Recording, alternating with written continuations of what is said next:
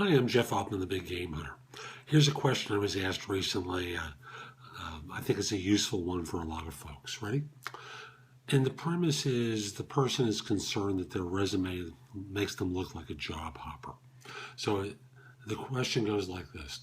I'm a software developer with the following jobs since college. 1.5 years, 4 years, 2 years, 3.5 years, 2.5 years. I'm a year into my latest gig and starting to think about switching industries, like going from finance to tech.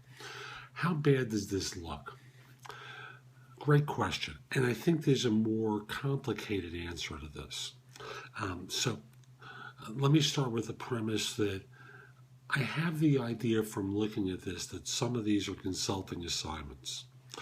So where that's the case, you can aggregate dates into one combined area that shows that you're a consultant during that period.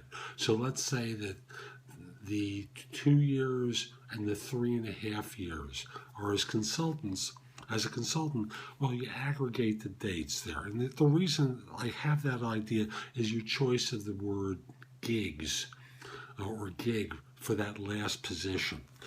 So I have the idea that you might be a person who's consulted. If that's the case, aggregate some of those dates to demonstrate it. But more importantly than a tactic is the bigger picture, and that is that you're not talking about career progression. You're talking about over 10 years as a developer.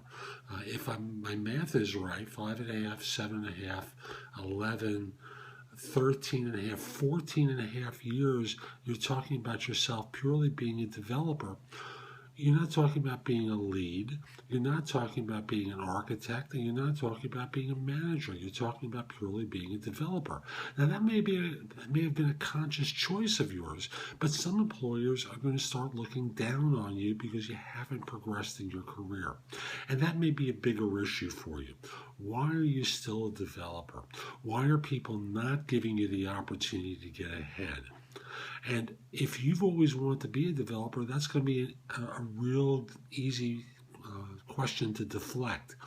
But you're going to have to address it in the cover letter. So again, I don't see these dates as being intrinsically wrong. I think the bigger issue is that some organizations, some of the organizations that like fast-track individuals, they're not going to see you as being fast-tracked. They're going to see you on the slow road. I'm Jeff Altman. Hope you found this helpful. Go over to thebiggamehunter.us and go exploring. There's a lot more information there that you can watch, listen to, or read that'll help you find your next position more quickly. Again, thebiggamehunter.us.